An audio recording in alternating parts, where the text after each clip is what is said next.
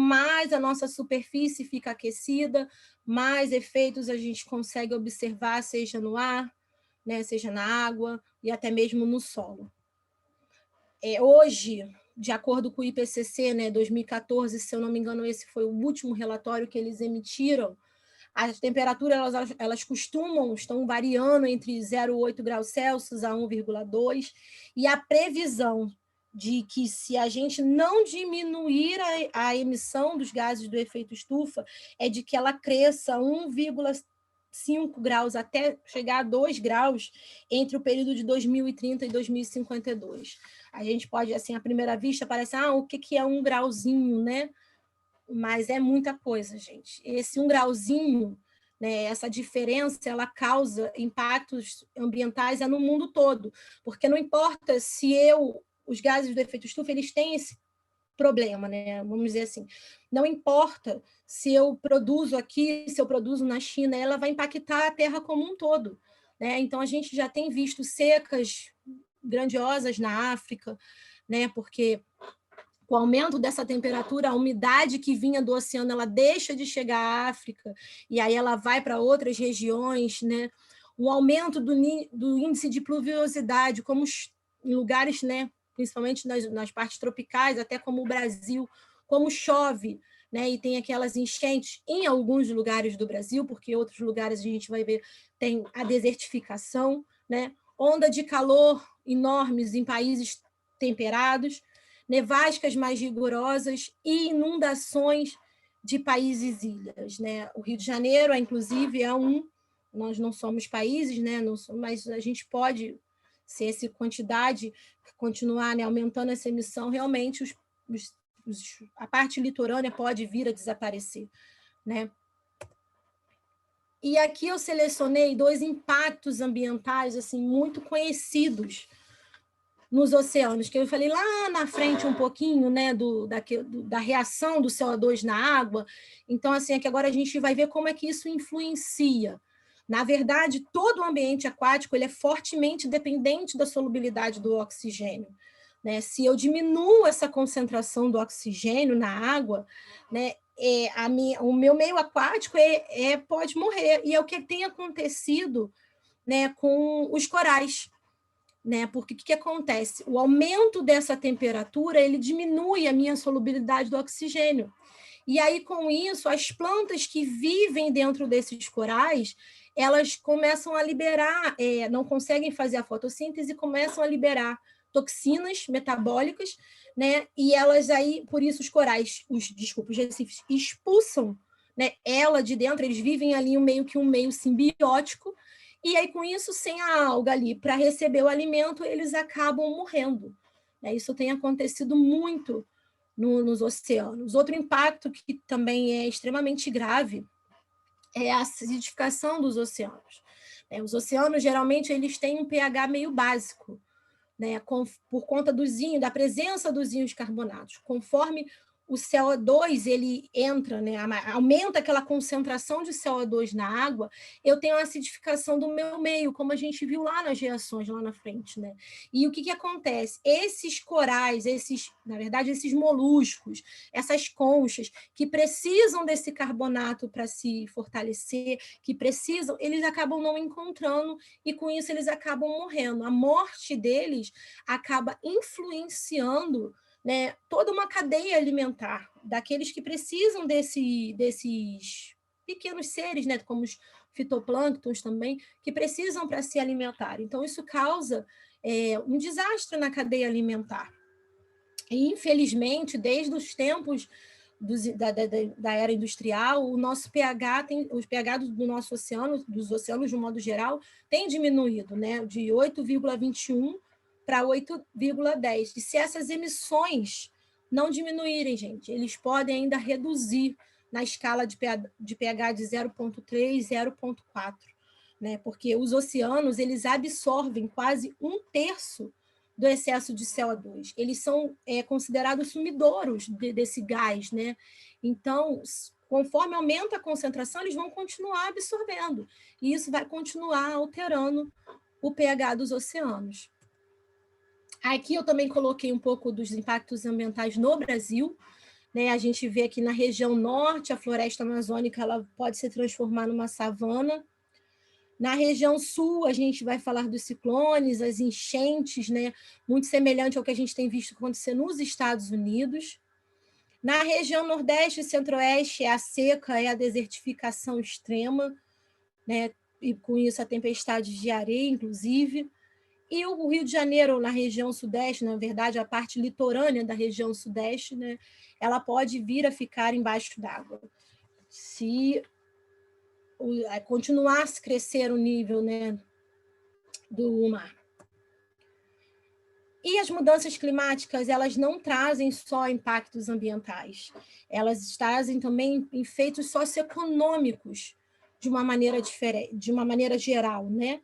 Centenas de milhões, eu estava vendo esses 2 artigos, e eles dizem que centenas de milhões de pessoas serão expostas ao nível do mar, aumento do nível do mar. E o custo com a adaptação dessas zonas costeiras a essa subida vai crescer muito, né? Pode haver perda de capacidade de trabalho devido ao calor, né? Nos países temperados que aumentam esse súbito aumento de calor, mais confrontos bélicos para ter acesso a recursos ilimitados, e nesses artigos eles falam sobre a guerra da Síria, né? Eles alegam que a guerra da Síria ela teve como plano de fundo uma seca extensa, muito severa, que durou mais ou menos de 2006 a 2010, e que justamente fez os agricultores migrarem da parte rural para a parte urbana, né? Para a parte urbana, e que gerou todo o conflito. Pode haver agravamento do acesso à água potável, propagação de doenças, aumento da pobreza, com, consequentemente, aumento da violência, né, e diminuição do desenvolvimento social, aumento dos preços dos alimentos básicos, queda na produtividade agrícola, como também na pesca, na navegação, e, consequentemente, tudo isso pode gerar o que a gente conhece, os refugiados ambientais. Eu nem sabia que existia esse termo, pesquisando esse trabalho, né, eu vi. O que seria isso? Seria um deslocamento de populações inteiras de um determinado lugar que foi impactado diretamente por essa mudança climática, né? E isso, inclusive, já foi debate na Conferência do Clima, que justamente um visto especial para esse tipo de refugiados, para que eles se sintam acolhidos a gente sabe de todo o problema que tem dos refugiados, né? De um modo em geral, não só por conta do clima, mas então eles estão pensando justamente nisso, num visto especial a esse tipo de refugiados.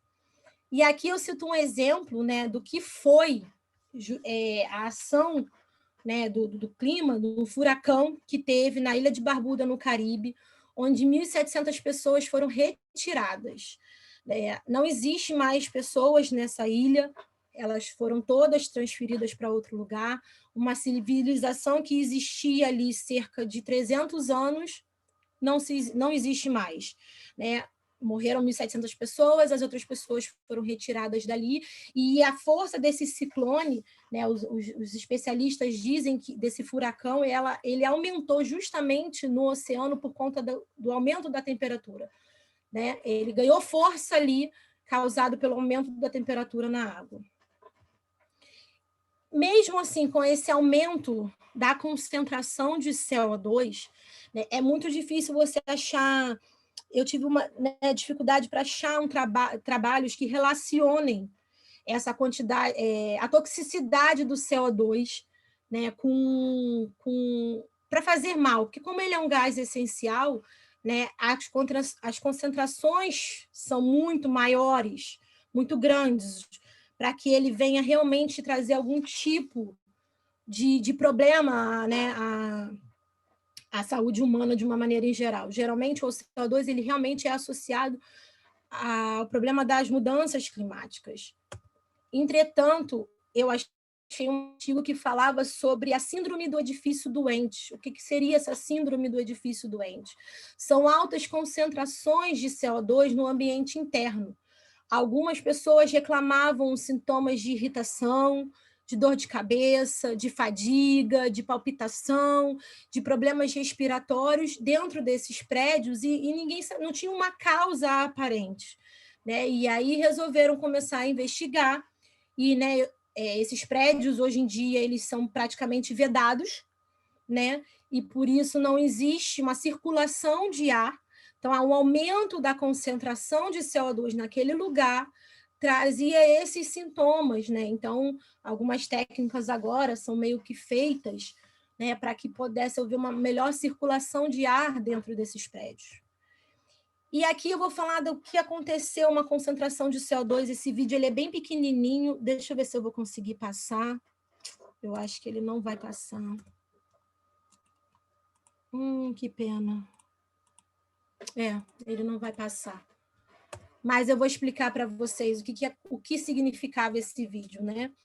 O que seriam esses lagos assassinos na África? Na África existem muitos lagos que possuem uma certa concentração de CO2 embaixo. São lagos geralmente vulcânicos, né? E em 1984 e 1986 houveram 2 acidentes que marcaram muito, né? Porque o que aconteceu? Em 84, 37 pessoas morreram e algumas pessoas, houveram alguns danos, né? As pessoas relatam, estudando um pouco esses acidentes, que andavam assim, as pessoas caíam e ninguém entendia o porquê. No Lago Nyons, 2 anos depois desse acidente em Mono 1, foram ao total de 1.740 pessoas morreram de uma única ilha, né? E mais de 3.000 animais foram encontrados mortos. O vídeo ele mostrava bem isso, assim, né?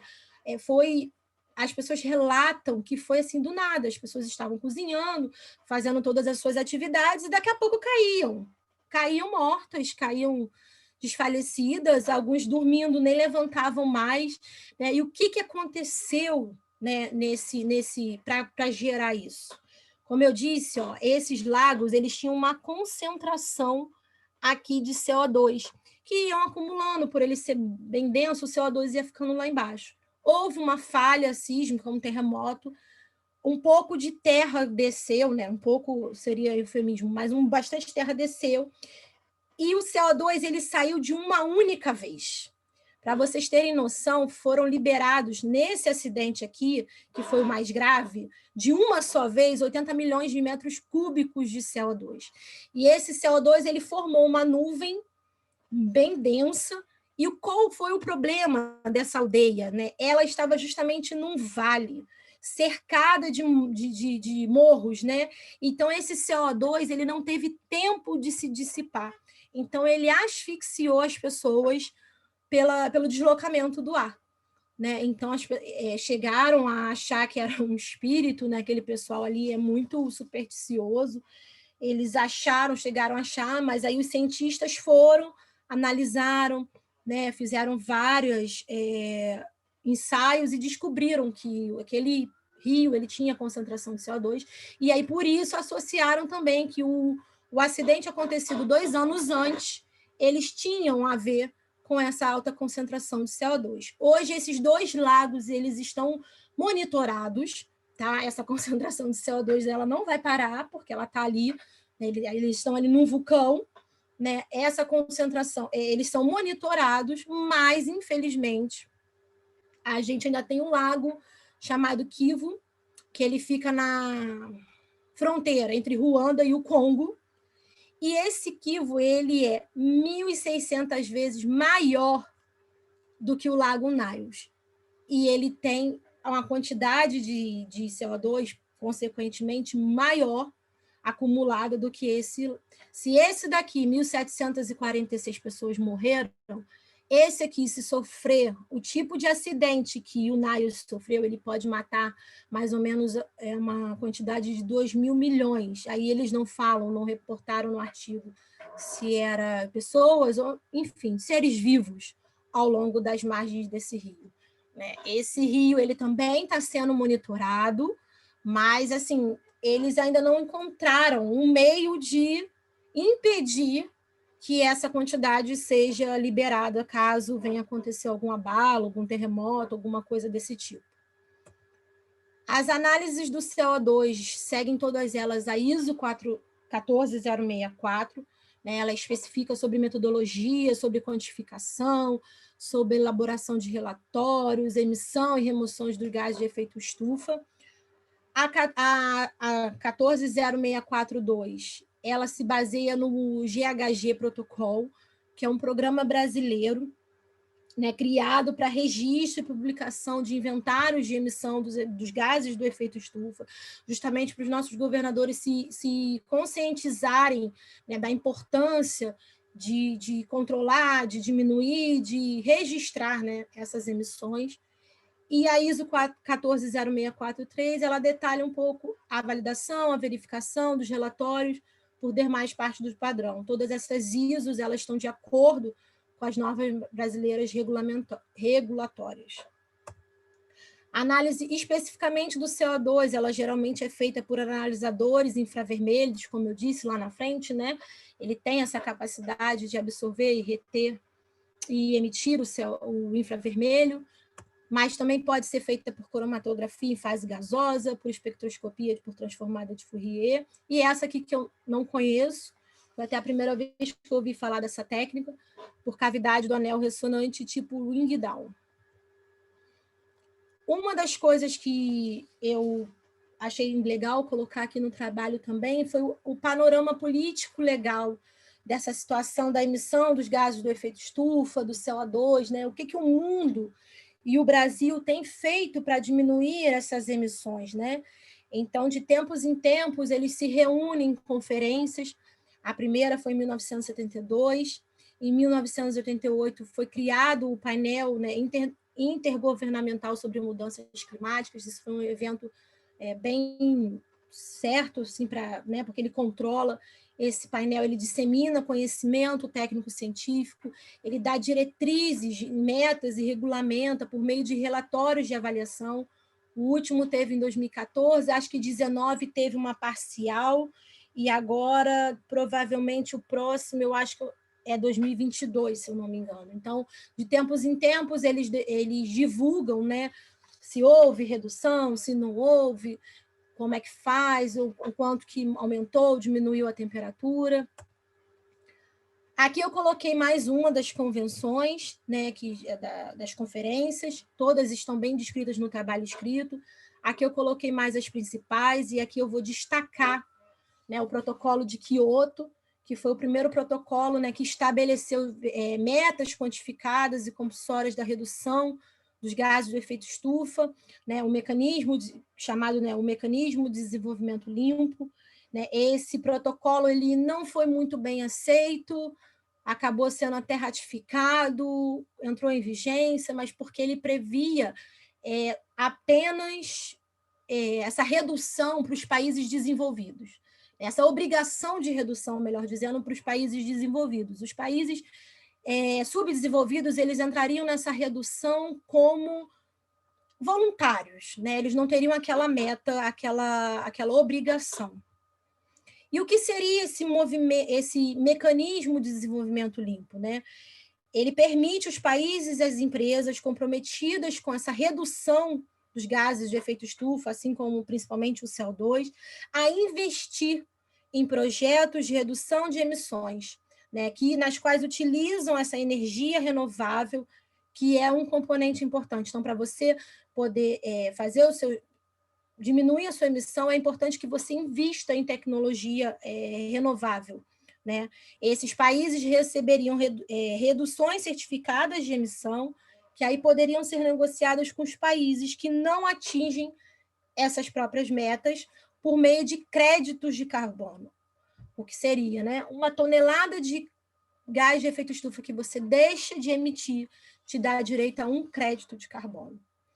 Aqui a gente tem mais um pouquinho das outras conferências, e aqui eu destaco a de 2015, que é o Acordo de Paris, que é o que a gente tem falado muito, né, com essa confusão dos Estados Unidos entra, sai, e o Brasil querendo ir na onda, né, aquela coisa toda. Então, a gente tem falado muito do Acordo de Paris. É nesse acordo que eles estão discutindo, foi nesse acordo que eles começaram a discutir aquele visto para os refugiados ambientais.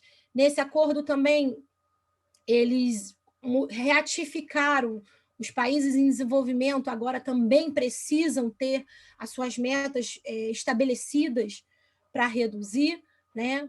E esse acordo ainda está entrando em vigor, está aquela coisa, ainda está toda a discussão. Eu aqui também coloquei a COP25, que seria em 2019, que seria aqui no Brasil, mas o nosso presidente afirmou que o Brasil não teria condições de sediar essa COP, e aí, por isso, em cima da hora, o Brasil deixou de sediar, foi para o Chile, mas por conta daquela revolução toda no Chile, ela acabou sendo em Madrid. E a COP26, que deveria ter sido ano passado, mas por conta da pandemia ela não aconteceu, e ela está prevista, né, para acontecer agora, em novembro de 2021. Vamos ver se a gente consegue, né, que ela aconteça realmente. E aí agora eu vou falar um pouquinho de como que a gente pode diminuir essa emissão, né, dos gases de efeito estufa. A gente pode utilizar tecnologias com baixa emissão de carbono, e nelas eu cito na produção de alimentos, utilizando safras que elas possam vir de um sistema de plantio direto, né? Nesse tipo de plantio direto, a terra ela não é revolvida, a terra ela descansa, então não se libera muito, no caso aqui, desse caso, é mais metano, né, para a atmosfera, a terra descansa, ela é coberta, você pode variar, né, a plantação. A gente pode também utilizar a técnica de sequestro de carbono. Isso, tanto os oceanos como as árvores já fazem essa técnica, já são, né, naturais de sumidouros dessa quantidade de CO2. Mas, gente, não adianta plantar só uma árvore, não, tá? Pelo que eu li, aproximadamente, para a gente reduzir essa quantidade enorme de gás de efeito estufa do CO2, seriam precisos de uma plantação de mais ou menos 1,2 trilhões de árvores, né? Esse sequestro de carbono, ele também agora tem sido feito de uma maneira geológica, né? Como é que seria? O CO2 ele é separado e armazenado em estruturas geológicas no fundo da Terra. Isso aí é uma coisa que tem crescido, né? Inclusive na indústria petrolífera. A indústria petrolífera usa muito, né, esse CO2, inclusive do pré-sal, para reinjetar ele nos seus poços, aqueles seus poços que estão saturados, né, que já não produzem mais como antes, e isso aumenta a pressão, né, e faz com que o poço tenha, né, consiga mais recuperação desse óleo. Né? Então, isso já tem sido usado muito pela indústria petrolífera, inclusive a minha tese, eu estudo justamente a ação desse CO2 no óleo, porque ali já tem CO2, você coloca mais, como é que isso influenciaria, né? Esse CO2 em excesso ali dentro dos poços. O CO2 também tem sido utilizado para a produção de produtos de alto valor agregado, através de uma técnica de fixação, né? Eles incorporam CO2 nas reações de síntese de alguns produtos, inclusive a ureia, o ácido salicílico e alguns policarbonatos. A gente também pode ter soluções inovativas, né? Como a produção de carros elétricos, que diminuiriam a emissão, né, de poluentes, mas são ainda muito caros, ainda inviáveis, infelizmente, para a maioria da população, além de as baterias gerarem um outro tipo de poluição. Então, assim, tudo isso tem que ser, né, não é só criar o problema, a solução, a gente tem que avaliar se ela realmente vai ser uma solução ou se ela vai ser um problema. E a gente, como pessoas, né, individuais, a gente também pode diminuir, né, essa emissão. Para vocês terem noção, aqui no Brasil, no ano de 2019, 10,4 toneladas brutas de CO2 foram emitidas per capita. E se, né, isso não diminuir, a gente pode, na verdade, para diminuir, a gente teria que emitir, para melhorar isso, né, 1 tonelada por ano em 2050. Então, eu achei legal, eu não conhecia essa política dos 3 Rs, assim, com esse nome, né? Seria reduzir, reutilizar e reciclar, né? Para vocês terem noção, cada papel que a gente consegue, né? Processo de reciclagem do papel economiza de 10 a 20 árvores, economiza 50% de energia de um processo normal de fabricação de papel, além de minimizar a poluição atmosférica. A reciclagem do vidro, ela também economiza energia, porque o vidro aqui, no caso, ele está moído, né? Então ele vai ter um processo menor, vai gastar menos energia, além também de minimizar a poluição atmosférica. E a reciclagem dos metais, né? Elas economizam aproximadamente 95% de energia. Isso aqui eu achei até bem legal, que eu não tinha noção. Uma latinha reciclada, ela economiza em energia ao equivalente ao consumo de um televisor ligado por 3 horas. Né? E, além disso, se você recicla essa latinha, você deixa de fabricar o alumínio a partir da bauxita, e isso diminui a poluição atmosférica, porque esse processo ele emite muita quantidade de subprodutos poluentes. E aqui é um artigo que eu achei publicado em 2020, que ele faz um retrato, né, uma comparação da diminuição da emissão por conta do isolamento social causado pela pandemia. Esse artigo ele foi feito, as análises foram realizadas no primeiro semestre de 2020, em vários lugares, né, da Terra, enfim. E eles constataram, os pesquisadores, que eles tiveram, né, uma redução de 8% do valor de emissão. Isso corresponde a mais ou menos menos 1,1150 milhões de toneladas de carbono lançados na atmosfera. Essa redução ela é a maior que aconteceu desde o advento da Segunda Guerra Mundial. Eles constataram que a maior tipo de redução foi no setor dos transportes, né, por conta da diminuição dos voos, da circulação de pessoas de um modo geral, e o Brasil ele teve aproximadamente, né, nesse período, uma redução de 12% na emissão. E já terminando, a gente fala da legislação, né, de um modo geral. A Verônica e o Alex falaram muito da situação do ar, né, da legislação quanto à poluição do ar de uma maneira em geral. Eu foquei mais um pouco no clima, né, que é tudo que mais o efeito estufa e a emissão dos gases do efeito estufa ocasionam. O Brasil teve um grande avanço quando criou o Fundo Nacional sobre Mudanças do Clima, né? Infelizmente, nem todos os nossos estados possuem uma política específica para a redução dos gases do efeito estufa, né? Alguns só possuem, como é que agora me fugiu a palavra, mas é como se fosse só alguns decretos, não tem leis. No Rio de Janeiro, a gente é somos um dos estados que possuem, tanto no âmbito estadual como no âmbito municipal. E, para finalizar, né, eu encontrei na internet esse livro que ele questiona o aquecimento global. E aí eu deixei aqui para vocês, né, para a gente pensar, depois discutir tudo que foi analisado, tudo que foi mostrado nessa apresentação. O aquecimento global ele é real? Né? Essas são uma das perguntas, essas 4 são geralmente as perguntas que se questionam muito, né? E principalmente a do CO2, porque eles acreditam que a concentração do CO2 ela não está aqui, ela está mais aqui na superfície, ela não influenciaria tanto as camadas superiores, que é justamente onde o efeito estufa acontece. Então, isso aqui é para a gente pensar um pouquinho, né? Para a gente refletir, debater se realmente o aquecimento global ele é real. Esse livro, inclusive, ele é muito vendido, né? Infelizmente, ele não é o único. Eu vi alguns blogs também, algumas pessoas, né, países, a gente sabe que questionam, que fazem. Então, eu deixei essa aqui para a gente discutir um pouquinho depois. Aqui são algumas referências que não estão lá no trabalho escrito, que eu coloquei na apresentação, e é isso. Kelly, parabéns, o pessoal elogiou muito a sua apresentação. Eu esqueci de botar para gravar, quando me falaram já tinha passado uma porção de coisa.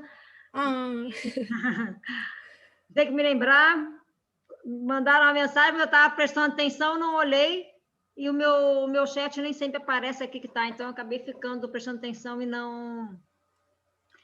Eu fiquei triste que eu não consegui passar o vídeo, porque o vídeo mostrava bem como é que Depois foi a você manda explosão, para a né? gente o link do vídeo. Tá, mando sim, pode deixar. Tá bom?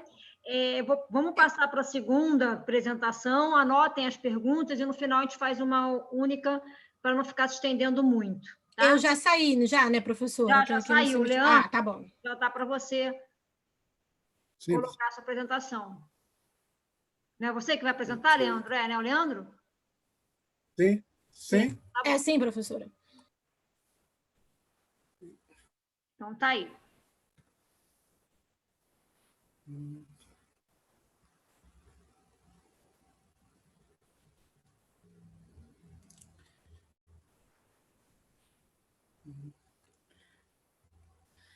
Então, pessoal, boa noite. Eu faço parte do grupo dos poluentes atmosféricos. Aí eu vou falar um pouco sobre os metais pesados. A poluição atmosférica dos metais pesados. Então, falar um pouco sobre algumas características dos metais pesados. Eles, além de serem metais pesados, também são chamados de metais traços. Eles possuem essa densidade superior a 5 gramas por centímetro cúbico, mas não são todos que possuem essa densidade. São frequentemente encontrados na crosta terrestre, são cancerígenos, alguns, não todos. E, assim, acho que a principal característica é que eles não são biodegradáveis e não podem ser metabolizados pelo nosso corpo. Então, assim, os metais pesados, eu peguei uma fonte que dividia ele em duas classificações: elementos essenciais e elementos não essenciais. Os elementos essenciais seriam os que são mais importantes para os seres vivos. Por exemplo, para a gente, para as plantas, para os animais. Eles fazem, por exemplo, eles participam de várias reações de oxirredução no nosso corpo, de ácido e base no nosso corpo. E por isso eles são classificados como essenciais, que seriam cobre, ferro, manganês, molibdênio e zinco. E também tem os elementos não essenciais, que esses não têm muita importância assim no nosso corpo. Seria o cobalto, o níquel, o vanádio, a prata, o alumínio, o cádmio, o cromo, o mercúrio e o chumbo.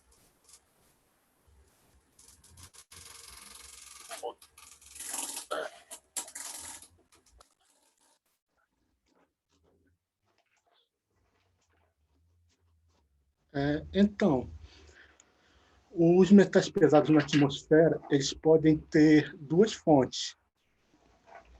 Primeiro, podem ser de fontes naturais, como vocês podem estar vendo aqui no slide, de erupções vulcânicas, emitem os metais pesados, e também dos incêndios.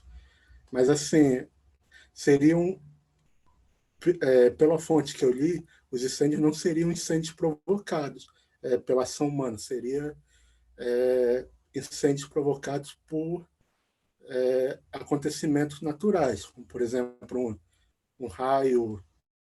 Seria isso. Não se encaixariam os incêndios provocados pelo homem, não se encaixariam em emissores de metais pesados naturais. E outra fonte, outra origem, poderia ser também a antropológica. Essa sim é provocada pelo homem. Como vocês podem ver aí, indústrias que emitem pelas chaminés, nos carros. E, assim, com relação a isso, acho que cabe até abrir um parênteses e falar que, desde sempre, houveram emissões de metais pesados na atmosfera por fontes naturais. E, assim, isso sempre ocorreu, desde que a origem do mundo. E isso nunca foi um problema, até o homem começar a interferir nesse desequilíbrio, que é a ação humana a interferência da ação humana que está provocando vários problemas para a saúde da gente e do meio ambiente. Acho que isso é bom reforçar. Então, aqui, os processos naturais. As fontes, como eu já falei, as erupções vulcânicas, tem aqui uma imagem, a poeira também emitida por atividades de mineração nesses processos, a lixiviação e os ciclos marinhos. Essas são as fontes naturais. Aqui tem uma tabelinha com os três principais metais que são emitidos pelas fontes naturais. Seriam o cádmio, o chumbo e o cobre. Aqui tem a quantidade por ano desses metais que são emitidos pelas fontes naturais. E aqui seriam as fontes de processos antropológicos, que aí você colocaria queima de carvão, queima de óleo, a queima de madeira, incineração de resíduo, produção de metais não ferrosos primários, produção de metais não ferrosos secundários, pigmentos e fertilizantes à base de fosfato e indústria de cimento. E aqui seriam as emissões de fontes antropológicas. Aqui seriam as quantidades de cada metal emitida em grama por ano. Por aqui a gente vê que o principal emissor de cádmio seria a produção de metais não ferrosos.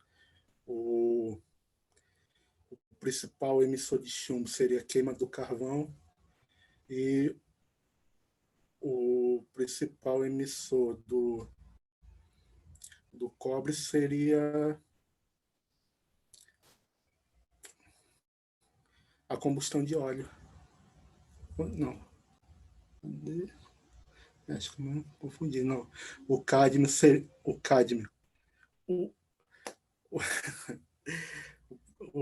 os principais emissores de cádmio seria a produção de metais ferrosos não primários, o de chumbo seria também a produção de metais não ferrosos primários, e o do cobre também. Isso. Esses seriam os principais emissores desses metais.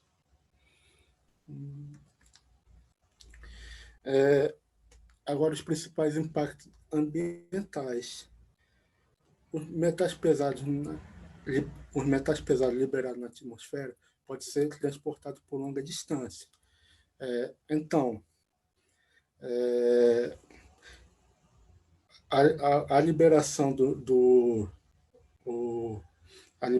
a emissão dos metais pesados, a distância que eles podem percorrer vai depender de algumas condições, como, por exemplo, se a região onde ele está sendo emitido é mais quente, regiões mais quentes tendem a o metal tende a percorrer um, um trajeto maior.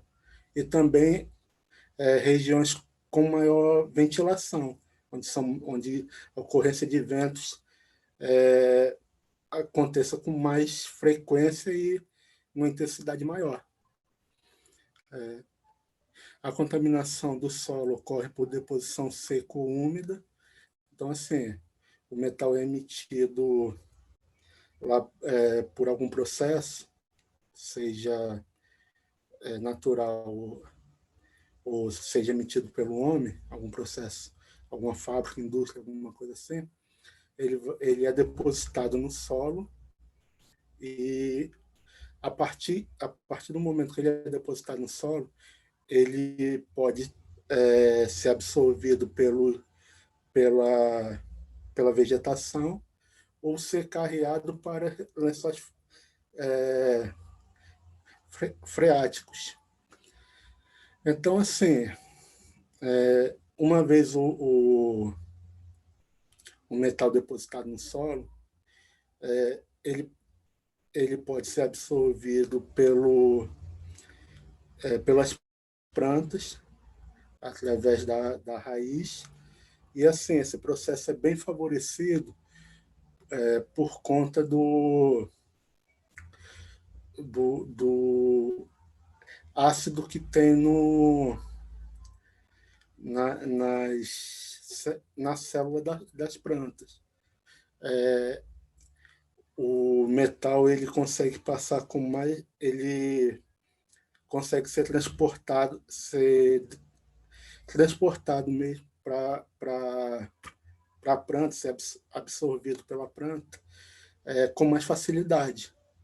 E também outra questão que é importante seria o contato desse metal depositado no solo com águas que tenham um pH ácido, porque esse pH, essa acidez da água, ele pode fazer com que o metal traço aumente a concentração e ele pode ser levado para rios, para córregos, ser transportado. Isso por causa do pH. Aqui, uma vez no solo, os metais pesados são absorvidos pela vegetação, a contaminação de plantas pela absorção de nutrientes presentes no solo e água contaminados. E assim, a contaminação, tanto o excesso quanto a deficiência de alguns metais causam problemas para as plantas. E assim, a partir do momento que o metal pesado ele está em maior quantidade ali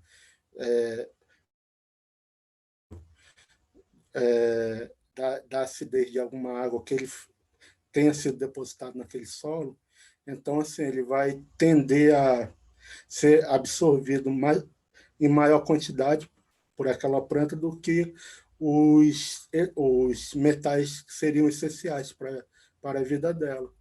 E isso pode causar problemas assim no desenvolvimento da planta, essas coisas. A contaminação de animais que se alimentam de frutas, verduras e bebem da água contaminada também. Eles podem ser contaminados pelo meio ambiente, pelo local onde eles estão se alimentando ou consumindo da água. E, como eu falei, a contaminação da água potável pelo carreamento dos metais pesados presentes no solo. Como eu disse, essa contaminação ela é favorecida se o metal pesado tiver contato com alguma água com um pH ácido. Então, aqui tem as propriedades físico-químicas, tem uma tabela mais completa no trabalho. Eu, por questões de espaço, decidi botar só o ponto de ebulição e pressão de vapor. E assim, por esses valores, tanto de ponto de ebulição e da pressão de vapor, a gente consegue ver que o cádmio e o chumbo eles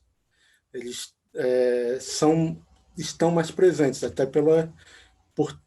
principalmente o cádmio, assim, por ter uma pressão de vapor menor. E também tem a questão do mercúrio. O vapor do mercúrio, a gente vai ver mais na frente, o vapor do mercúrio, o ponto de ebulição dele não é tão grande considerado os outros metais. Então, assim, ele faz com que a gente tenha um certo cuidado maior com o vapor dele, que causa alguns problemas na saúde humana. E assim, pesquisando para o trabalho, eu me deparei assim, com algumas questões que envolvem o metal pesado os metais pesados que são discutidas assim, quase que rotineiramente no nosso cotidiano, e muitas vezes a gente nem para pensar e nem conversa, nem chega a discutir sobre isso efetivamente no dia a dia. Um dos casos que eu trouxe foi o estudo, foi uma reportagem que eu vi no G1, eu pesquisando para o trabalho, e assim, me chamou bem a atenção. Assim, eu até comentei com o pessoal no grupo, a gente discutiu um pouco. Acho que seria importante trazer esse debate para discutir depois, na hora das perguntas. Seria o estudo dos efeitos toxicológicos do chumbo na gasolina, e outro caso seria da fábrica Jax, em Bauru, São Paulo. Então, a adição do chumbo tetraetilo na gasolina. Logo no começo, quando essa adição começou a ser incorporada nos combustíveis, principalmente na gasolina, foi uma revolução muito grande, porque resolveu alguns problemas que os motores, naquela época, isso a gente falando no começo dos anos de 1920, década de 1920, mais ou menos isso. E assim, os motores de combustão tinham muito problema com os combustíveis que eram utilizados. Eram caros, não tinham uma economia. Então, assim, a adição da gasolina, ela aumentou o poder detonante nos motores de combustão e trouxe potência e economia. Eram coisas que, naquela época, a sociedade estava muito interessada, né? E, assim, essa adição contribuiu para o desenvolvimento de motores mais eficientes e foi amplamente difundida no planeta todo. Então, assim, essa gasolina com chumbo, ela foi utilizada em todo o mundo. Todos os países do mundo em algum momento, utilizaram gasolina com chumbo. E, assim, o primeiro impacto que eu estava lendo foi nas pessoas que trabalhavam diretamente com combustível. As pessoas começaram a ter problemas, a desenvolver alguns problemas de saúde. E, assim, ao longo do tempo, foi vendo os malefícios que a gasolina foi que essa gasolina comercializada com chumbo foi produzindo na saúde das pessoas e achou-se que deveria parar, grande parte dos países pararam com a utilização desse combustível. Aqui no Brasil, o Brasil foi um dos pioneiros a fazer esses estudos e assim o país começou a utilizar a mistura de etanol na gasolina.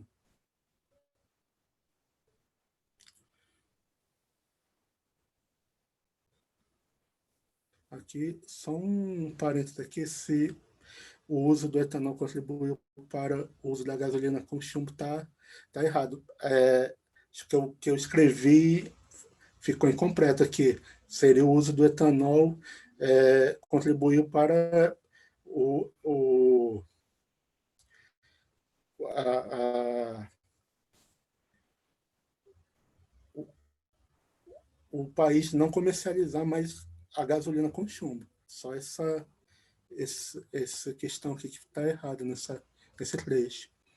Então, assim, no Brasil, a gasolina com chumbo deixou definitivamente de ser comercializada em 1992, mas ainda há países que comercializam gasolina com chumbo. Eu li que na Nigéria eles ainda comercializam.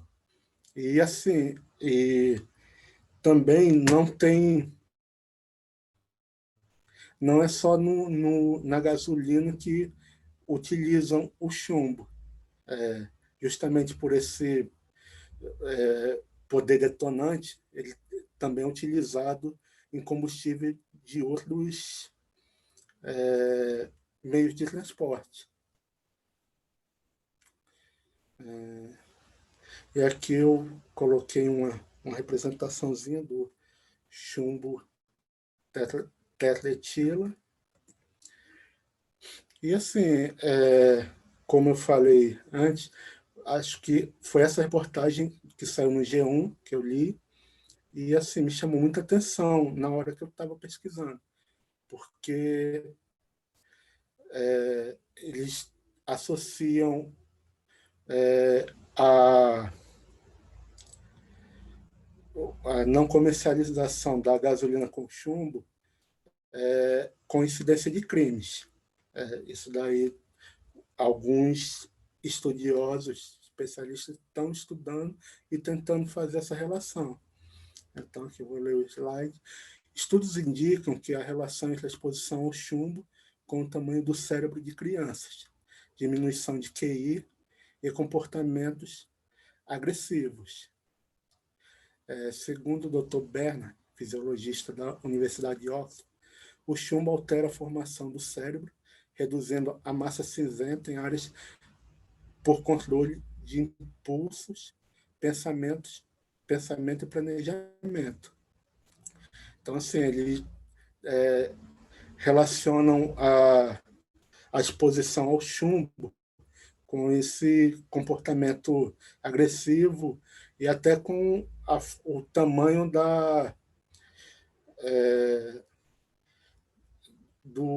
do cérebro de crianças.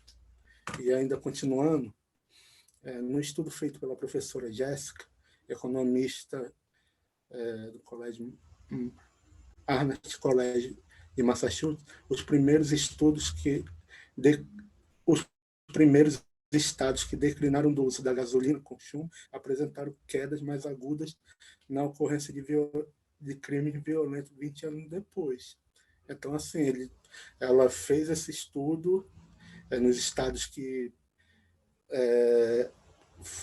foram os primeiros a parar de comercializar a gasolina com chumbo e fez essa relação. Ora, assim, se até na própria reportagem, esse Dr. Bernard, ele abre essa possibilidade de não ser do chumbo não ser o principal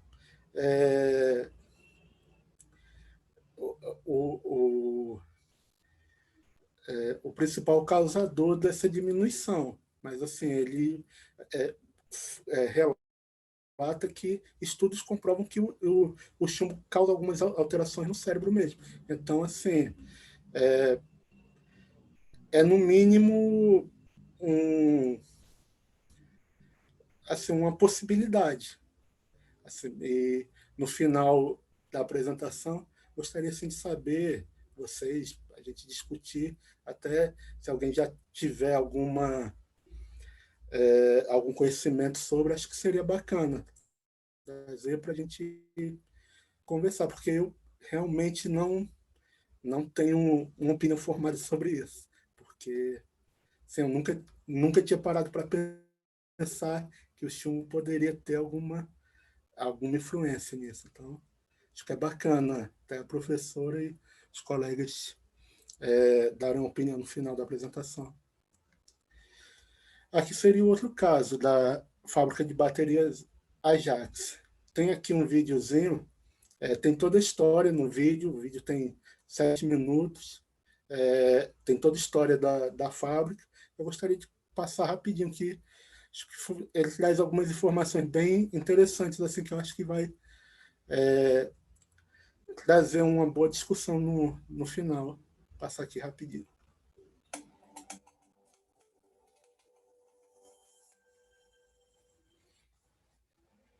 A Ajax Baterias era uma das maiores empresas do interior de São Paulo, com cerca de 1,3 mil empregados, uma das maiores empresas de baterias do Brasil e a maior do estado de São Paulo, decretou a falência. Você quer saber como tudo isso aconteceu, no ápice da falência? Como aconteceu o case Ajax? Fica no On Demand Premium de hoje, que a gente vai contar para você.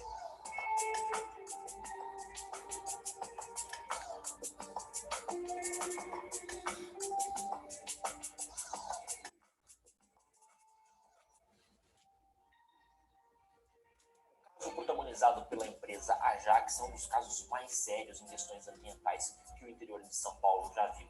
No Ambiente Premium de hoje, nós vamos ter bastante cuidado para trazer todos esses dados para vocês e fazer um estudo em cima daquilo que poderia ter sido feito para que tudo isso fosse evitado. A Ajax acabou decretando a falência depois de ter sido investigada por diversas vezes e ter sofrido também diversas sanções, multas relacionadas à contaminação do ambiente por chumbo e metais pesados. E fica bastante claro para que isso acontecesse que os processos empresariais apresentavam gaps claros de controle de qualidade. E como nada era feito a respeito, a Ajax continuamente contaminou os moradores da região até que a sua falência fosse decretada. Mas perceba, tudo isso não aconteceu de uma hora para outra. Em 1985, a Ajax já sofreu uma denúncia por parte do Sindicato dos Metalúrgicos da região. Eles começaram a denunciar quando perceberam que a contaminação era pelo chumbo e ocorria mais especificamente próximo a um grande exaustor de ventilação. Uma das medidas decretadas era a substituição da máquina por um sistema de exaustão nos pontos próximos às fontes emissoras de contaminantes. Mas é claro, somente isso não deu conta de mudar toda a situação. Anos depois, em 2001, as emissões tóxicas da Ajax chegavam a 37,3 microgramas por metro cúbico de poluição de ar, enquanto o limite tolerado é de 1,5 microgramas. Isso é quase 25 vezes mais do que o permitido. O acompanhamento e as auditorias foram constantes até o ano de 2002. Verificavam que o índice estava se mantendo. Logo, a empresa precisou ser interditada. Mas o que aconteceu depois de 2002, então? A empresa ficou fechada por longos anos, as pessoas contaminadas foram identificadas e a justiça acabou decretando que a Ajax Baterias deveria pagar uma indenização de R$366 mil. Logo, sem faturamento, com dívidas acumuladas e sem pagar os seus funcionários, a Ajax foi à falência. Para você ter uma breve ideia de como tudo isso ocorreu, confira a ordem cronológica desses acontecimentos. Em 1958, as acumuladoras Ajax é fundada em Bauru, no interior de São Paulo. Em 85, o Sindicato dos Metalúrgicos de Bauru formaliza uma denúncia ao Ministério do Trabalho do município sobre a ocorrência de doenças em trabalhadores relacionadas ao componente químico utilizado na produção, que era o chumbo. Longos anos se passaram até que a primeira denúncia fosse feita. Em 1986, Fundacentro realiza investigações na empresa e a vistoria indica alto grau de intoxicação por chumbo em indica uma série de medidas para que isso pudesse ser contido. Adivinha só se alguma medida que realmente tivesse eficácia foi tomada? Claro que não. Em 1987, novo estudo realizado pela Fundacentro verifica a continuidade da exposição excessiva dos trabalhadores ao chumbo. Por conta disso, novas medidas são indicadas à empresa. E depois de longos anos, de 99 a 2001, novos laudos são emitidos pela CETESB, indicando que as emissões continuam extrapolando o nível permitido pela legislação. Em nenhum desses momentos, ao longo dos anos, a empresa realmente se preocupou com os seus stakeholders, com os acionistas, com as partes interessadas que envolviam os seus processos. Junho a agosto de 2001, CETESB verifica que 37,5 microgramas por metro cúbico era jogado de poluição no ar, enquanto o limite tolerado é de 1,5. Multa a acumuladoras Ajax e exige mudanças no processo de produção de bateria. Só que em 2002, essa mesma entidade, após denúncia do Instituto Ambiental d'Água, realiza outra vistoria identificando a manutenção dos índices de contaminação.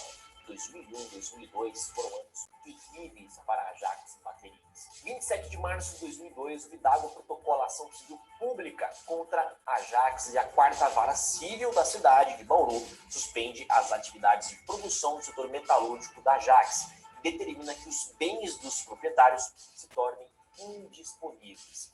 E em abril de 2002, para acabar com tudo isso, a Ajax é multada pela CETESB em 105,2 mil por não providenciar soluções para as 28 irregularidades identificadas. Ao longo dos anos, a gente pode perceber um descaso total com o controle de qualidade, com a qualidade como um todo dentro da organização. E, lógico, multas foram consequência diante desse cenário. Em maio de 2002, a Ajax é multada em R$10 mil pelo IBAMA, pois não estava inscrita no cadastro de fabricantes e importadores de pilhas e baterias, além de ser intimada a providenciar licença ambiental e comprovantes de fiscalização ambiental. No final de 2002, acumuladores Ajax, com a ajuda da prefeitura, providencia raspagem dos solos e vias públicas do bairro e aspiração da poeira, lavagem e vedamento das caixas identificadas como potenciais em risco e também já contaminadas por toda a poluição da empresa. Ainda em 2002, trabalhadores do setor de metalurgia da Ajax se manifestam contra o fechamento da fábrica, pois significaria a perda de 120 empregos. O setor de metalurgia da Ajax permanece paralisado, só que dessa vez por ação judicial. Avançando até o ano de 2012, um acordo judicial encerra a causa entre a empresa, acumuladores Ajax e o Ministério Público do Trabalho. E a Ajax é considerada culpada por expor os trabalhadores do setor de metalurgia da indústria à contaminação de chumbo. A ação pública é encerrada mediante pagamento indenizatório no valor de R$366 mil. Eu, particularmente, já perdi as contas de quantas multas essa empresa acabou tomando. Em 2013, o Superior Tribunal de Justiça condena a empresa Acumuladores Ajax por expor a população residente nas proximidades da fábrica à contaminação por chumbo. E logo depois, é claro, não existe mais nenhuma possibilidade dessa fábrica funcionar. Agora, como uma das maiores empresas produtoras de baterias do estado de São Paulo, foi a falência ao longo dos anos? Então, acho que a parte mais importante do vídeo seria isso, ele dá um panorama geral desse histórico da fábrica, Ajax, e era só isso mesmo. Acho que o vídeo é importante para a gente conhecer a história, porque até a pesquisa para esse trabalho, assim, nunca nem lembrava assim, desse caso, não sei nem se na época foi muito noticiado pela TV, mas aí, para quem não conhecia assim como eu, está conhecendo a história da fábrica Ajax.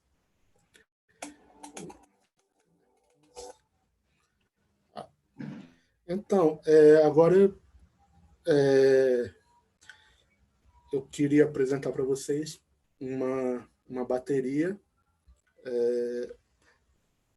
provavelmente uma igual a Ajax produzia. No interior da bateria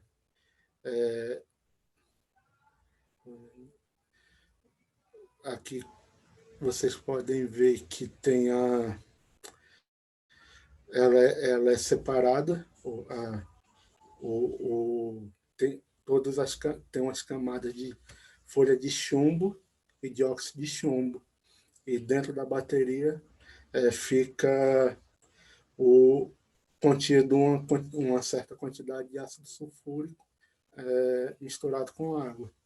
Aqui, nessa segunda figura, tem uma imagenzinha aqui acredito eu que essa folha de dióxido de chumbo, essa bateria já foi meio gasta e está meio descolorida, com aspecto de ferrugem. E aqui seria a reação que acontece na bateria, para a bateria poder formar carga para ligar, acionar o sistema elétrico do carro. Aqui a gente tem a reação do anodo com o catodo, seria o chumbo metálico e o dióxido de chumbo, contendo o ácido sulfúrico, que faz o papel de eletrófilo, que ele libera cargas na solução, e assim, o funcionamento da bateria a corrente passa do catodo para o anodo com o chumbo metálico liberando os elétrons. Basicamente, essa é a reação da bateria. E aqui, ainda sobre a fábrica Ajax, eu trouxe esse questionamento aí.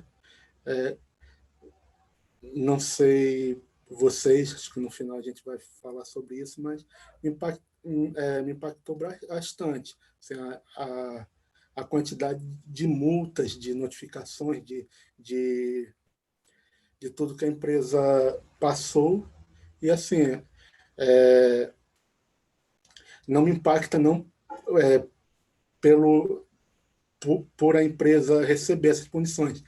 Acho que foi mais do que merecido, todas as punições e multas que a empresa tomou. Mas, assim, por aí vocês veem a lentidão que a justiça funciona, que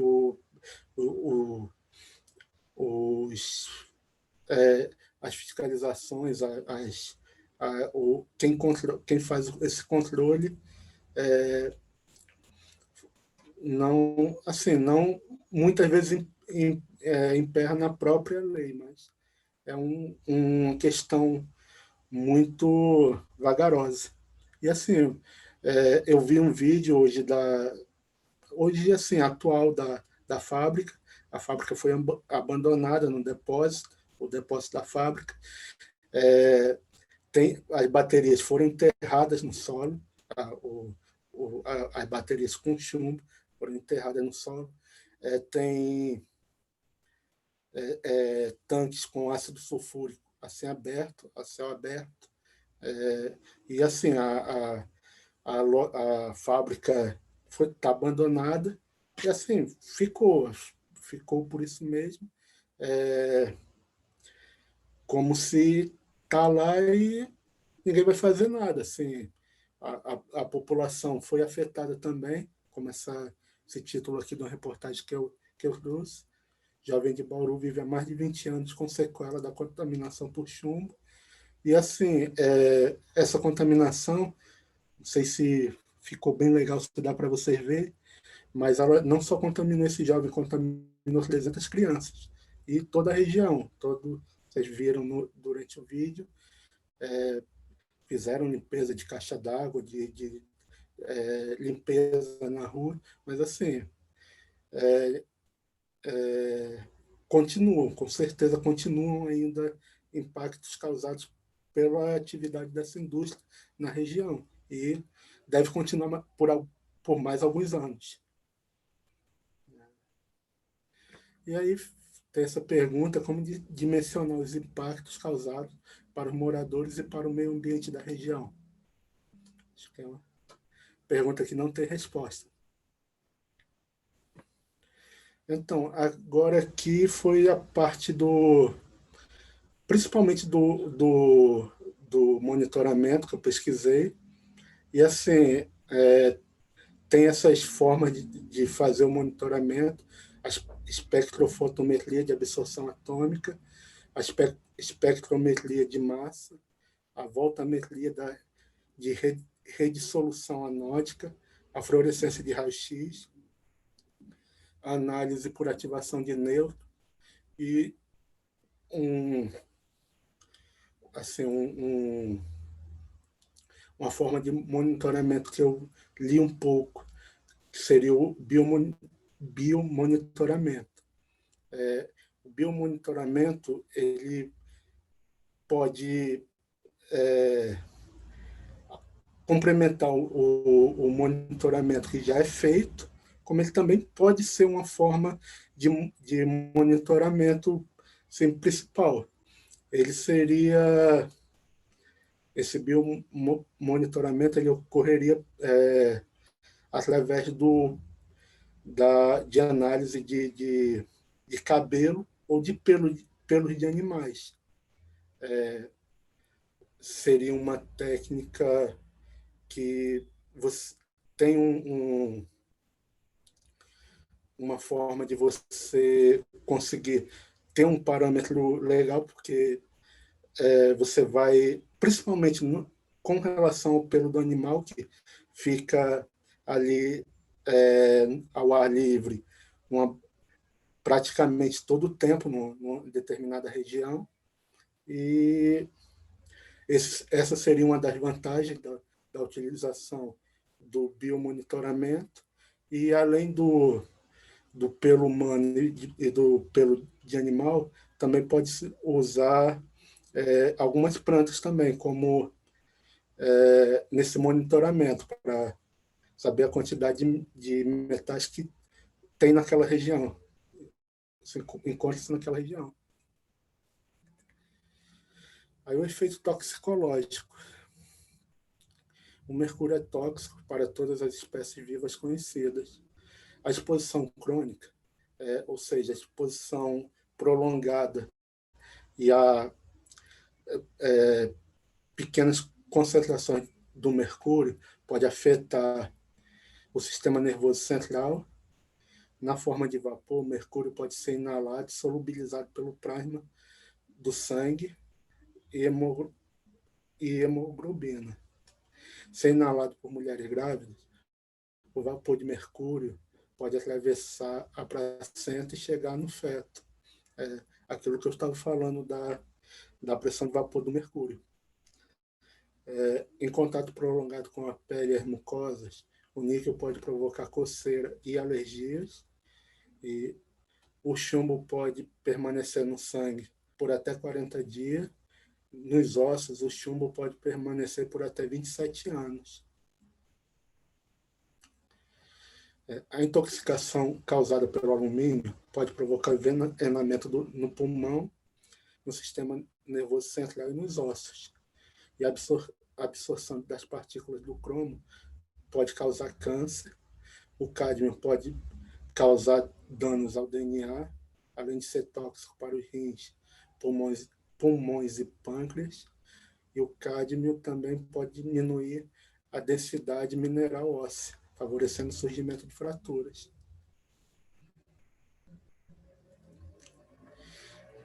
Possível solução.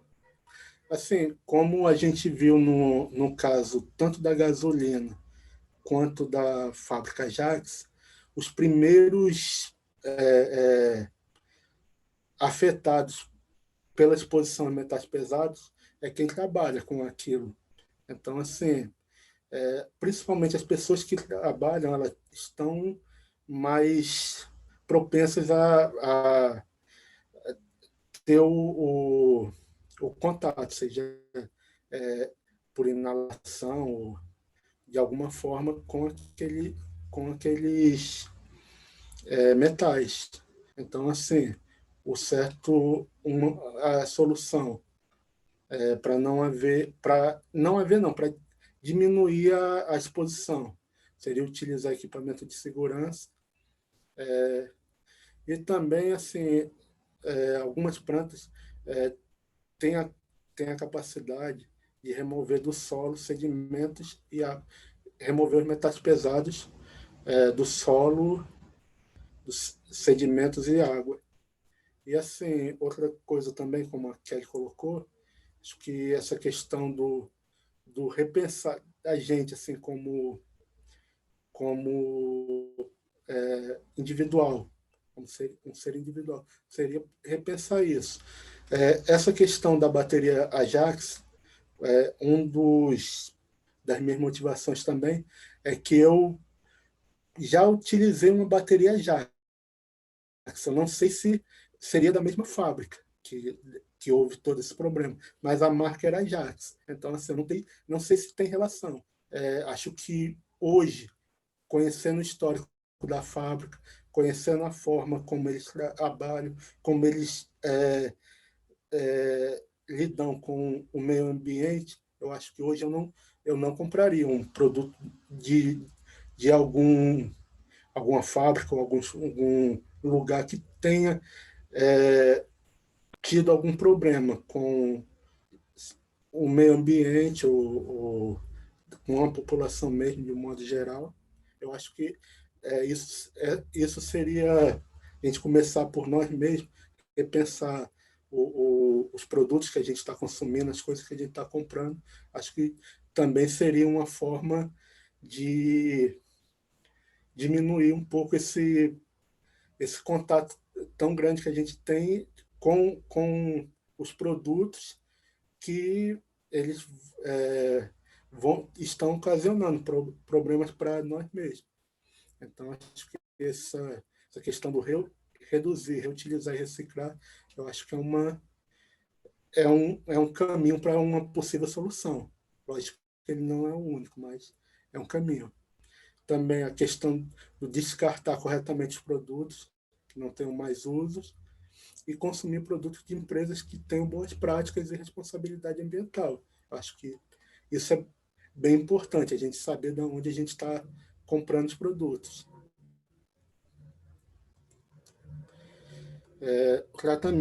O tratamento inicial para a exposição do chumbo inclui resguardo para cessar a exposição, lavagem gástrica com água, sulfato de sódio 1%, ingestão de leite laxante à base de sulfato de magnésio.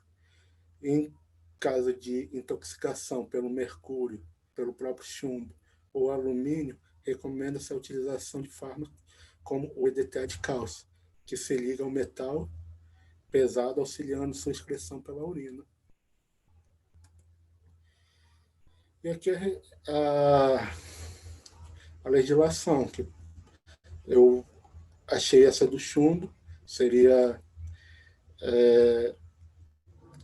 de 2018, essa resolução estabelece 0,5 micrograma por centímetro cúbico para o chumbo, e tem essa da União Europeia, que adota esses valores para o arsênio, cádmio, níquel, chumbo.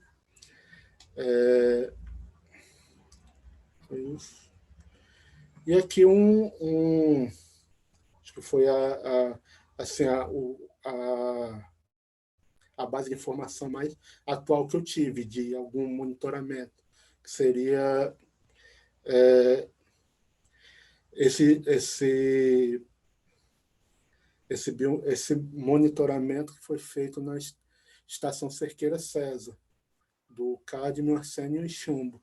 Eles fizeram o primeiro monitoramento em 2002, 2006, 2009 e 2012. E, assim, os valores encontrados para os cádmio, arsênio e chumbo estão dentro dos níveis estabelecidos pela União Europeia. E outra questão assim que vale ressaltar é que o chumbo foi encontrado em maior quantidade, porque essa medição foi feita numa área onde tem muita circulação de veículos. Assim, apesar do chumbo não estar na gasolina, mas ele pode estar em outros produtos, como óleos, outros produtos que automobilísticos que a pessoa usa. Então é isso.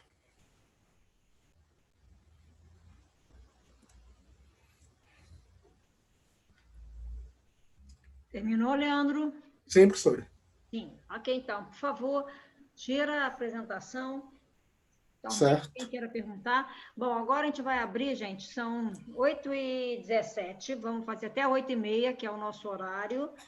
Vamos abrir as perguntas tanto para a Kelly quanto para o Leandro. Primeiro, eu queria parabenizar, né, o Leandro e a Kelly. O problema do metal pesado no ar, ele é grave para aqueles metais mais voláteis, como o próprio Leandro falou, chumbo, mercúrio, são metais muito complicados para você ter no ar, porque são compostos que você respira, e uma vez que você respira, ele atravessa a membrana pulmonar, né, alveolar, muito facilmente. E agora, de novo, você não respira chumbo 2+, né, de forma livre, nem você respira mercúrio 2+, sempre eles vão estar na forma de um composto orgânico, formando quelatos. Tá? Então, você não vai ter a contaminação por o metal livre, tá? Pelo ar. Então, eu vou abrir a discussão. Quem quiser falar, pode começar. E parabéns para a Kelly e para o Leandro pela apresentação. Quem vai começar aí? Alex? Quem é que vai abrir o microfone? Alex, Elaine. A Luciana está meio triste, mandou para mim várias mensagens ela está no Espírito Santo, na casa da mãe dela, que é bem no interior, então a internet dela está muito ruim. Tá, o link que não abriu. Kelly, só você a sua tese é em CO2, Kelly? Sim, eu estudo a interação dele com asfalteno, né? Ah, entendi. Que molécula que tem sua tese? Com o Maurício. Com o Maurício. Mas então é teórica, não é isso? É teórica, modelagem molecular, isso. É interessante o que você falou, porque o gás de efeito estufa, né, e você pontuou ele muito bem, ele é gerado pelo aquecimento por causa da absorção do infravermelho, né? E dos compostos que mais aumentam o gás de efeito estufa, você sabe qual é? Não, eu não vi isso. Não viu isso? É a água, tá?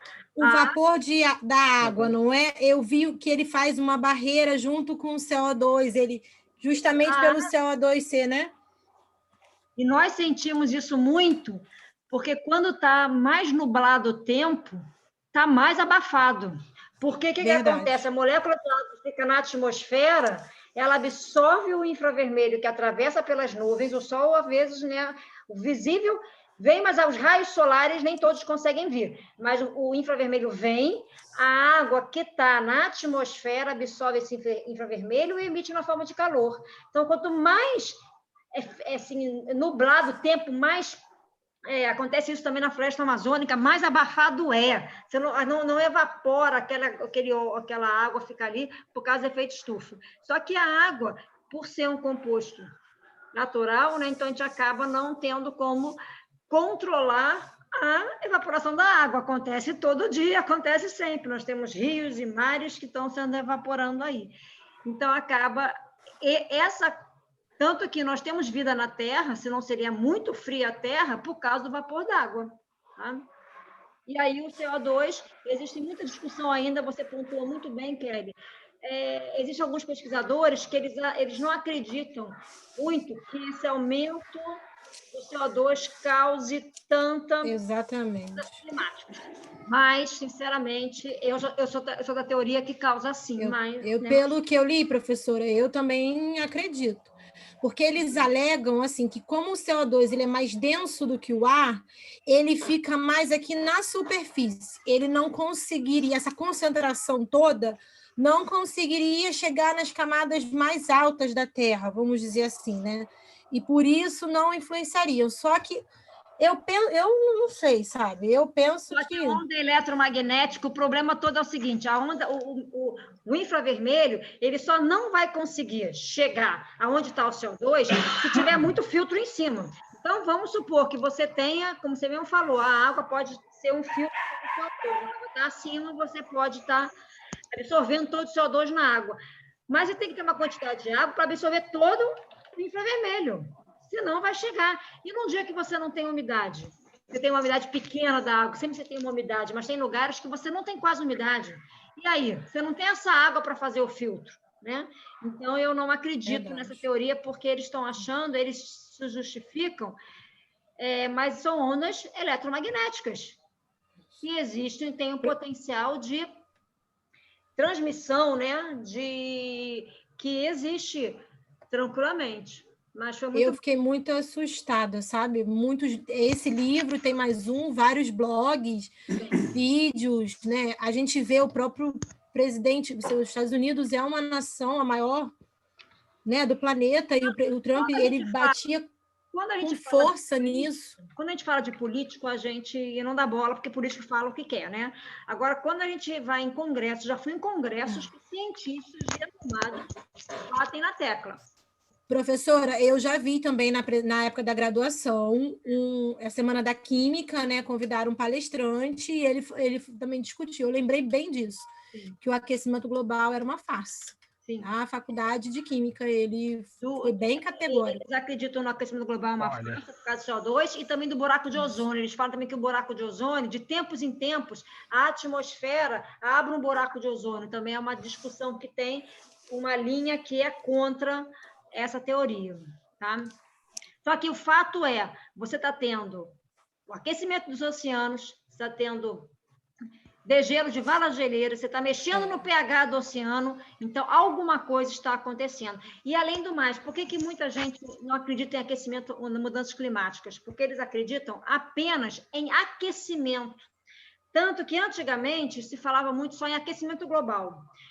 Os ambientalistas não falam mais em aquecimento global, falam em mudanças climáticas, porque são os extremos de temperatura que causam esses problemas. Então, não é porque o CO2 não causa só um aquecimento, ele causa um desequilíbrio que vai ter um inverno extremamente frio e um verão extremamente quente, em temperaturas que a gente nunca sentiu. Você vai olhar quando você vê a série histórica, desde a série do início da série histórica, é a maior temperatura ou é a menor temperatura, tudo por causa da mudança climática que está acontecendo. O Ricardo quer falar. Ricardo, pode falar. Opa. Essa questão aí, gente, essa mudança do paradigma, eu entrei na faculdade, foi em 97, né?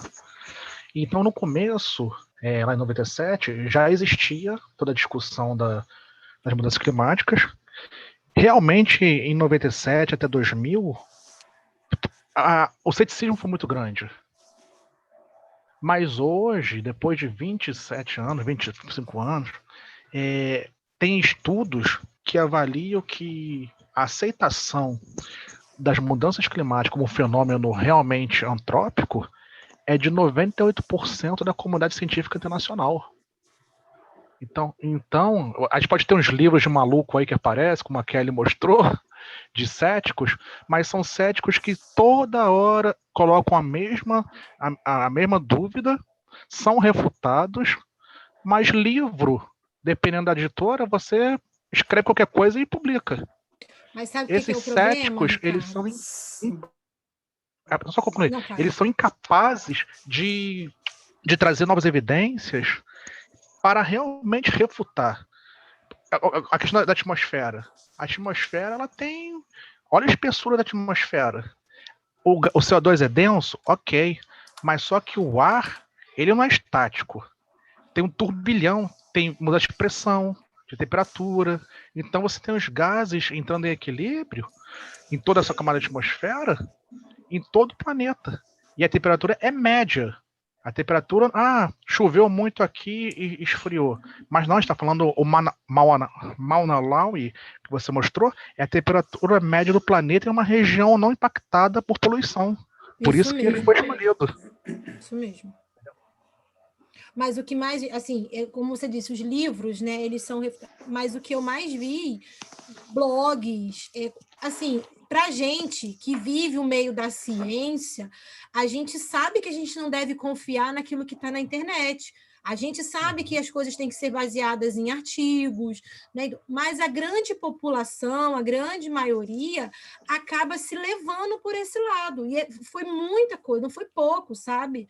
E aí a gente ainda vê, né, como a professora disse, uma pessoa que deveria, né, ocupa um cargo de tamanha responsabilidade, falar, né, o que fala, o que mostra, sem comprovação científica, a gente vê aí pelas vacinas.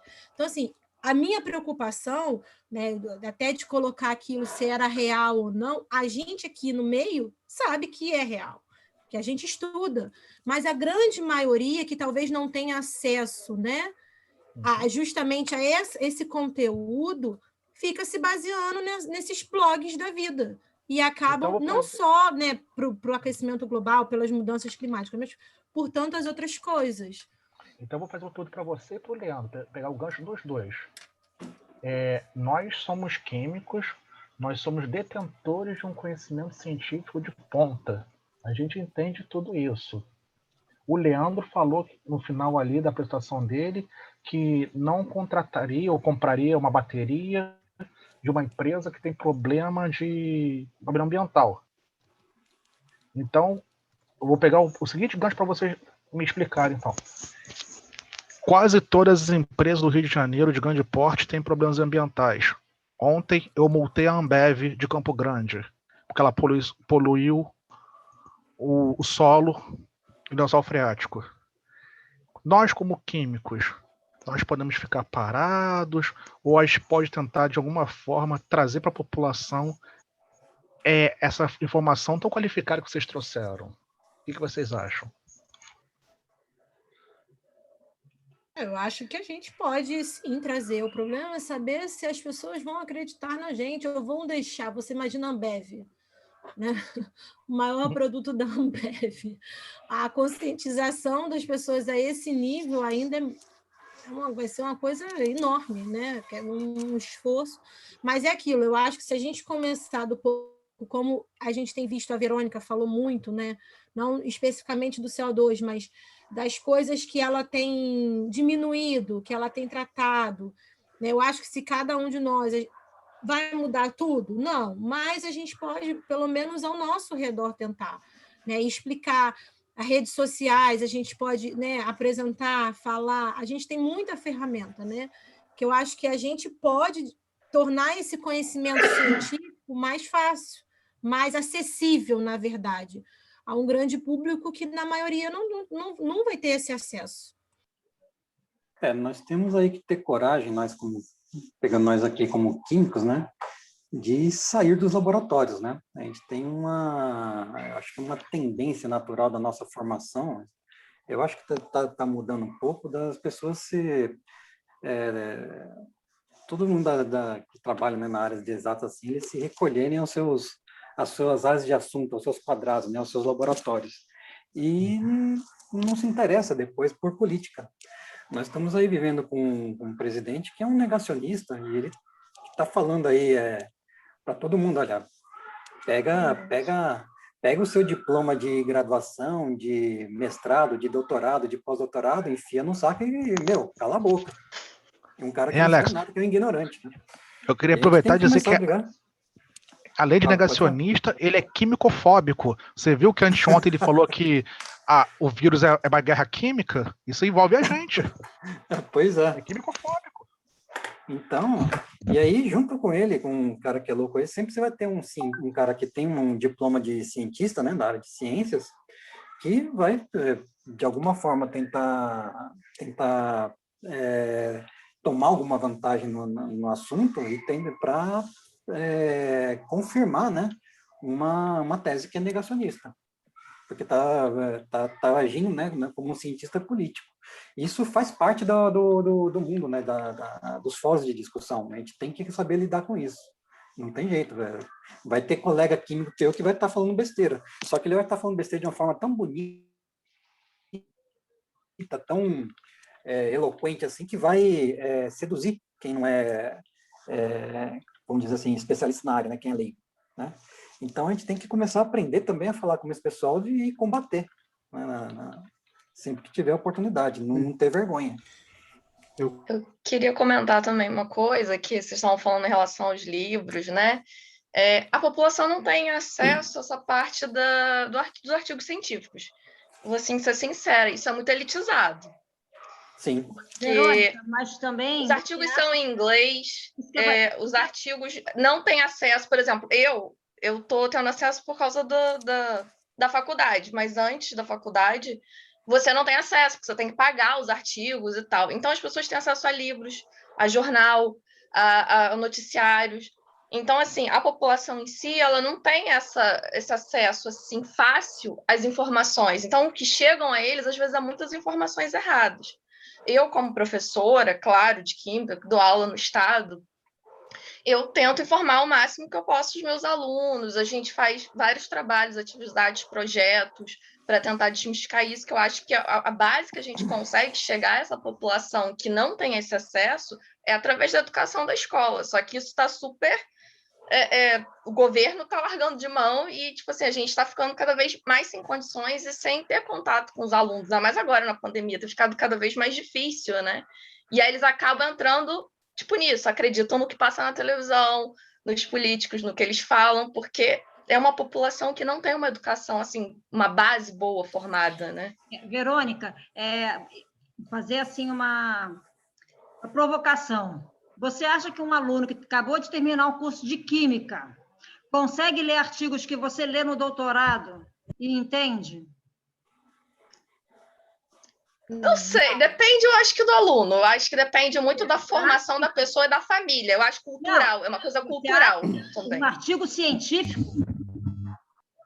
Eu acho que é cultural, sim. Depende da formação da família dessa pessoa, porque depende da classe que você vem. Eu vou ser sincera sobre isso, porque eu acho que isso tem muito a ver.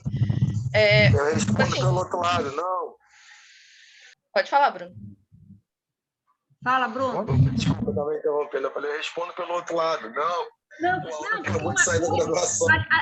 a linguagem do artigo científico não é uma linguagem para leigo.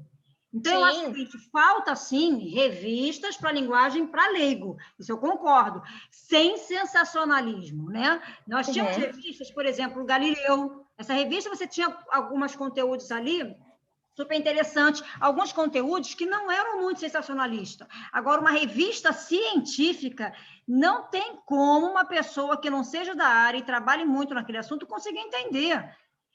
Com o nível de graduação já é difícil, imagina no ensino médio. Eu acho que aí a gente está querendo também que a gente tenha alunos que sejam gênios, e não é isso. Isso em nenhum lugar do mundo, os alunos de ensino médio leem artigos científicos. Uma coisa é ler, ter uma informação realmente fiel. Agora, de artigos científicos são informações muito pesadas. E outra coisa que a gente tem que tomar muito cuidado, e é isso que faz com que a ciência, às vezes, caia até em descrédito, são como escolher um artigo científico, tá? Vocês vão estar aí, quem está fazendo doutorado mais, até quem está fazendo mestrado, assim que vocês publicarem um artigo por uma revista, vocês vão começar a receber convites para avaliar artigos, tá? Por quê? Os que a gente chama de revisor ad hoc, né?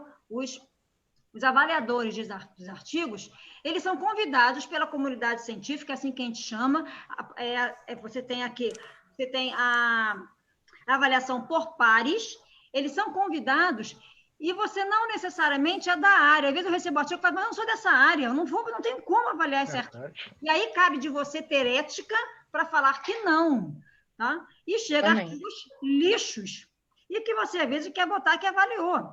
Então, a gente toma muito cuidado no tipo de revista. Uma revista que tenha um nível, um impacto alto, tá? Segundo, que tipo de desenvolvimento, de metodologia aquele artigo usou. Tem artigos, gente, que, sinceramente, que não tem como você nem chamar de artigo, mas estão publicados. Então, como uma pessoa leiga vai saber fazer essa distinção? Não é porque está num papel, que está num artigo, ou porque está num livro, está certo. Nós temos que ser muito críticos. Quando a gente lê um artigo científico, a gente tem que buscar um olhar muito crítico para ver se aquilo ali faz sentido ou não. Né? Infelizmente, existem muitos pesquisadores que são contra, sim, muitos pesquisadores que dizem que a estatística dá o que quer, então, que todos esses dados muito ligados à estatística, que vai prever o que vai acontecer, são manipulados. E tem uma linha de pesquisadores influentes, Ricardo, não é só estou a 98%, ainda está, não foi muito pesquisador, todo mundo que foi pesquisado para essa entrevista, de novo, a pesquisa estatística, que tem muitos pesquisadores, inclusive dentro da UERJ, que eu já conversei, já bati pessoas que são até influentes, que publicam, mas não é da área de mudanças climáticas, tá? Mas que são contra mudanças climáticas. Tem lá os argumentos deles, que a gente não adianta ficar aqui discutindo argumento que não vai levar em lugar nenhum. Mônica, Mas existem, e muito. Essa 97% foi levantado pela Clarivate Analytical. Isso, mas aí há 3 anos atrás. De pessoas que estão da área da atmosfera. Só que o mundo Não. Eles pesquisam em tudo. Eu nunca fui nunca recebi essa pesquisa. De novo, é uma pesquisa que ela é.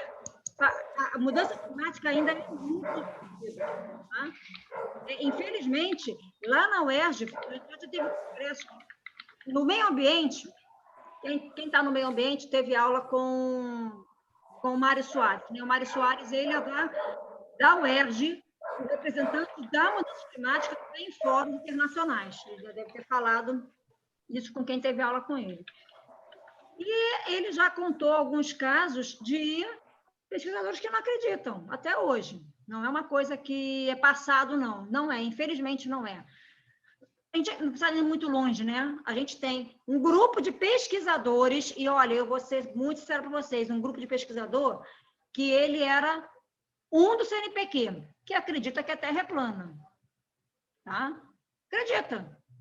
Por A mais B, ele tem lá a teoria dele que a Terra é plana e é pesquisador único. Eu não acredito nisso, meu Deus do céu. Gente, tá gravando aqui. Professora, a gente tá rindo, porque sua internet travou, caiu. Bem na hora que você ia concluir. Eu falei, vai ficar passando no próximo capítulo. Falei? Não. Foi ele que imputou. Porque é um pesquisador do CNPq, tá? Só para vocês terem uma ideia. Ele era professor da Unicamp. Pesquisador do CNPq. Ele publicou um artigo falando que a Terra é plana. A Unicamp expulsou ele da Unicamp. Hoje ele está na Universidade Mackenzie. Os pesquisadores da Unicamp da Química não aceitaram ele ter publicado um artigo numa revista de alto impacto, porque ele é uma pessoa influente, que a Terra é plana. Para vocês verem. O próprio Molion de Alagoas, ele é contra a mudança climática. Eu vi o blog desse homem que você está falando aí, desse Molion. Ele é um dos... Com força, eu vi o blog dele. O blog do que eu estou falando, como é que é o nome dele mesmo, hein? Marcos Erwin. Ele era da Unicamp, ele era um dos pesquisadores mais renomados da área de espectrometria de massas da Unicamp. Isso. Para você ver. Foi uma pena que ele... Algumas pessoas estão surtando, acho que teve algum chazinho aí que está fazendo as pessoas perderem um pouco o senso. Ele aquilo ali foi religião, Mônica. Oi? Aquilo, o Ellen, ele foi motivado por religião, ele é cristão fundamentalista, uma pena, jogou a carreira fora. Uma grande pena. Está agora em Mackenzie, está na Universidade de Mackenzie. Ele quer ser ministro da Educação, né? E aí você perde. Mas também tem aquele cientista que gosta de trabalhar só para si mesmo, né? Acho que ainda o protocolo é aquela técnica e acho que aquilo ali não é para ser divulgado, não quer ter aquela linguagem que possa ser compartilhada com a população. E aí ainda existe esse tipo de cientista, o que complica mais ainda você começar a produzir uma linguagem científica para uma linguagem para a população. E a população está pedindo isso, está pedindo um novo tipo de linguagem, um novo tipo de abordagem para poder tratar com esses assuntos. E ainda tem esse negacionismo dentro da própria ciência. Sim. Fazer o quê? E aí, aquilo que a Kelly falou, que o Ricardo também falou, né? Infelizmente, livros, você tem que ficar muito pé atrás de livros. Porque livro não passa por crivo de nada. Você publica qualquer livro para qualquer editora. Você publica o que você quiser com o livro. É porque você é responsável pelo livro. Só completando, né, dos artigos. Os artigos, você manda um artigo, ele passa por avaliação de 2 ou 3 pares. Tá? Quando são os 2 já aprovam, em 2 já são aprovados, no 3... Se está muito complicado ali, ficou empate, no quarto, um quinto, assim, mas dificilmente.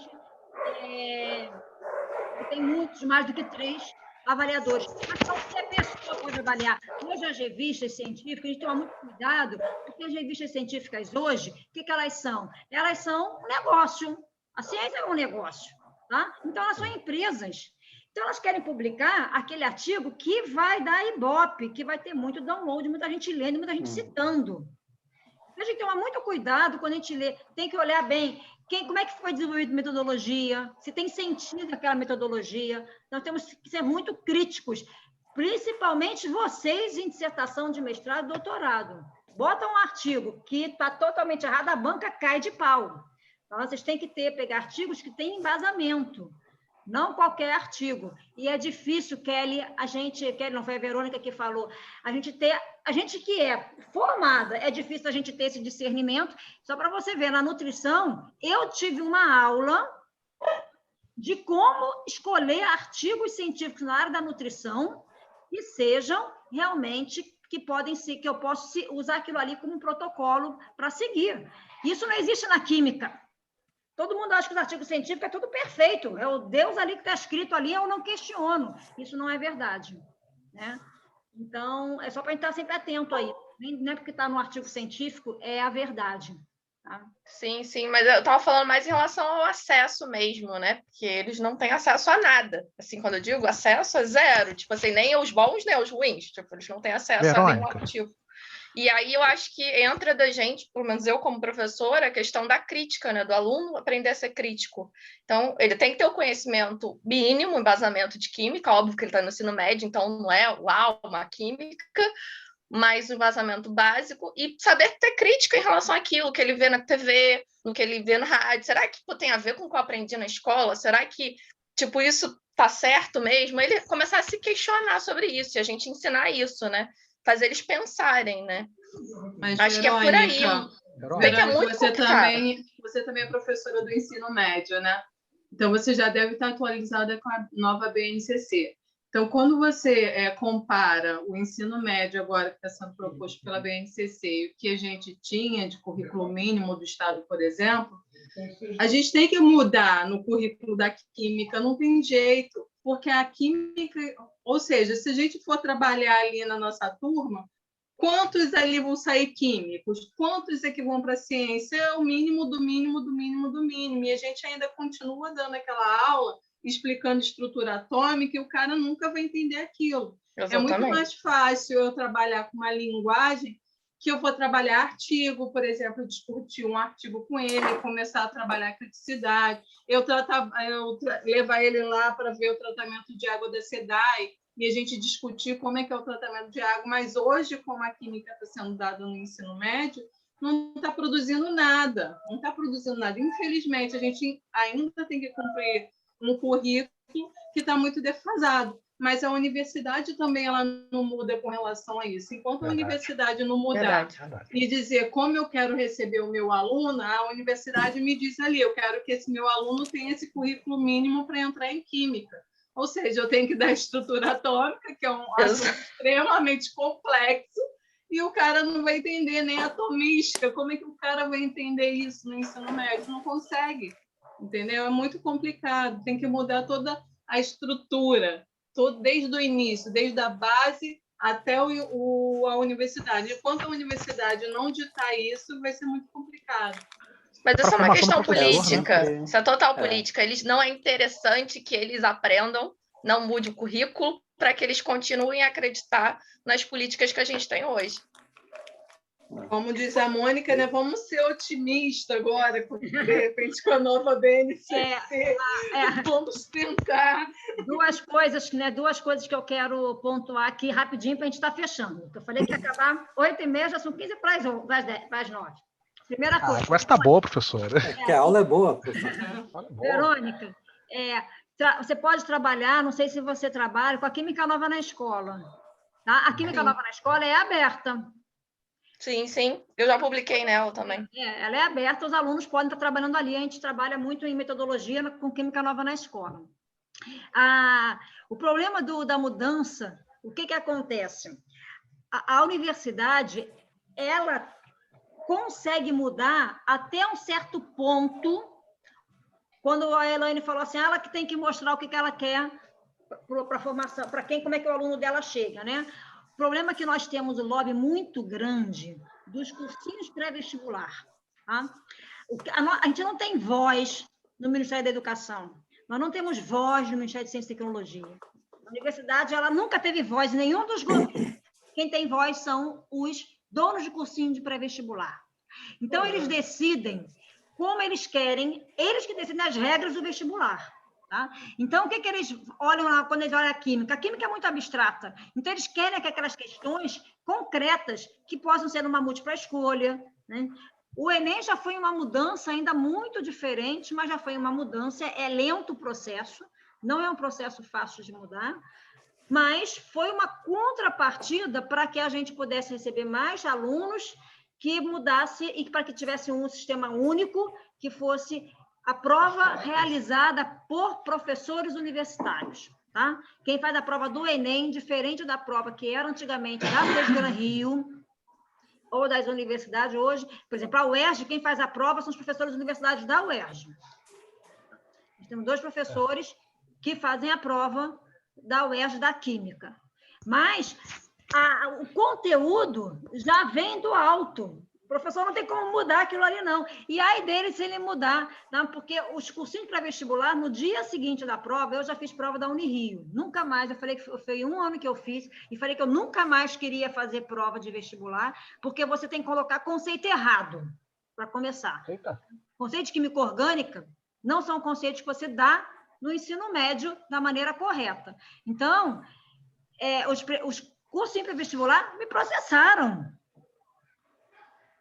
Então, todo mundo fica, porque eles têm muito lobby, eles têm muita força no vestibular, tá? Eles impugnam no mesmo dia, eles ficam esperando e já entram na justiça mesmo para que seja cancelada a questão, para que seja revista a questão. É assim, vocês não têm ideia do que é cursinho pré-vestibular, tá? Foi um estresse tão grande para mim, a semana depois do vestibular, que eu falei assim, não, é muito pouco que eu ganho, porque a gente ganha uma mixaria para fazer prova disso. Depois eu fui chamada para fazer a prova do Enem. Para fazer a prova do Enem, você faz 10 questões, vai passar por uma banca, se essas 10 questões que você fez for aprovada pela banca, alguma coisa você recebe pelas questões que foram aprovadas. Não pelas questões que você perdeu um maior tempo fazendo. Eu falei assim, não sei que banca vai ser essa, eu não vou fazer. Então, eu participo da correção da prova. Hoje, eu participo da correção da prova do vestibular da UERJ e do ENAD, né? Que é já o ensino para quem termina a faculdade. Mas é muito complicado, Elaine. Infelizmente, precisava mudar, sim. E a mudança vem no vestibular, o vestibular que muda, ele que tem que mudar, que o ensino médio vai mudar, porque o ensino médio vai ter que atender ao vestibular. Tá? Mas, infelizmente, a gente não consegue. O cara já terminou a faculdade, vai levar um susto. Tá bom? Alguém mais quer fazer algum comentário?